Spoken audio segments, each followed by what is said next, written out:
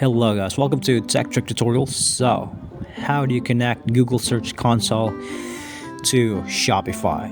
That's what we're going to be traversing and talking about on this video. So, on some countries, there's absolutely a way to do it on Shopify itself, but since I'm in a country on the Philippines, you could absolutely find it here if you're one of those lucky ones. As you can see, there's CJ dropshipping,